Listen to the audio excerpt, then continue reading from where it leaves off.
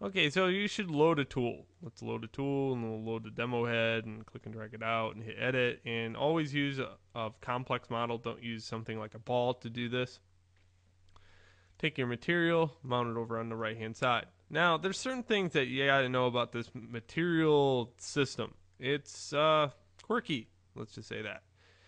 What'll happen is sometimes you're if you already have something either filled as a material, I would not have it filled at all when experimenting. Always have an open material. In other words, don't go to mRGB color fill object. Bad.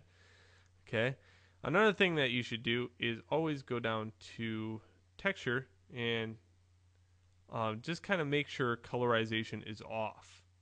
Okay. We're not going to get into the colorization of it.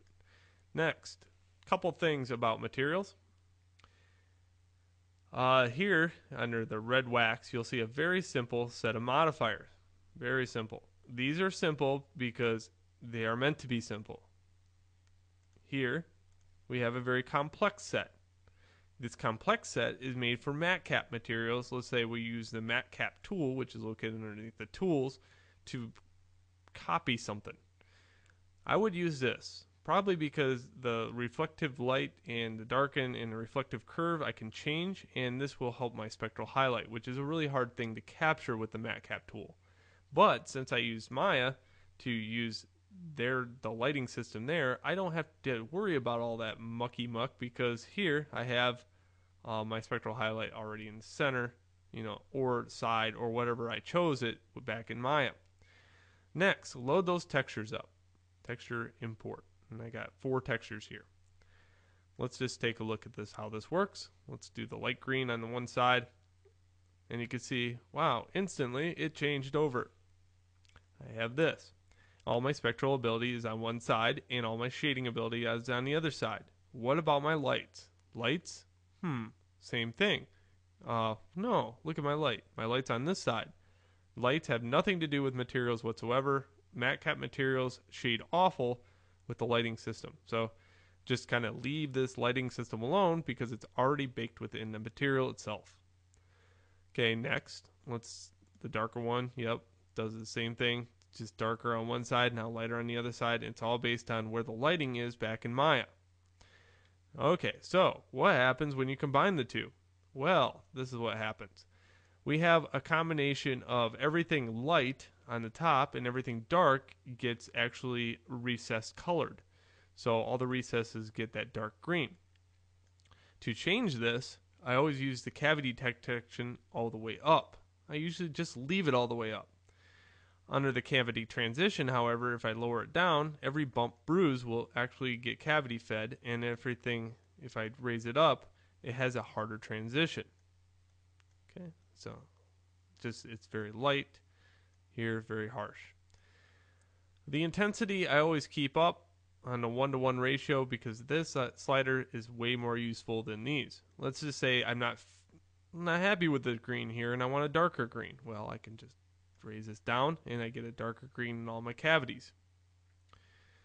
Monochromic I leave alone. My depth ratio. Okay, let's just say I don't want this to be a sphere. For some odd reason, I want it to be some other shaded object. Okay, now that would be kind of a dumb idea, but let's just change it. Say the depth ratio on this thing is going to be some kind of pyramid shape. So now I have a cone. Okay, and I can make a poker chip.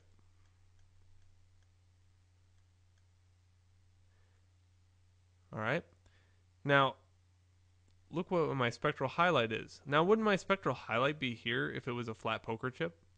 Wouldn't it be smarter to take an end of a cylinder in Maya and use that to render rather than a sphere? Yes. Yes. Okay, so what I usually do is leave this to 1. And if I need to shade something like flat, what I'll do is bring that geometry into Maya and let's say just render out the end of a cylinder, which is kind of a flat anyway, right? One more thing before I go, forgot it. Over here is the best representation of the render that will occur. So always watch the material ball itself. let's take example, you took some bad advice from me or somebody, and said, well, this might be good black. You know, actually what'll happen is, if you now look, the base color is now black, and it will render black because that's what ZBrush thinks it's going to be. Okay, but if it's white, the spheres actually run the show. Okay, so just keep that in mind. That's why these are usually all white, because it will override these spheres in some way or add to them. So the A and B ratio is the bumps and recesses. If you just kind of put a color in there, it will mix with this color and produce some ugly color. All right, so again, spheres all powerful, this crap. All right, enjoy.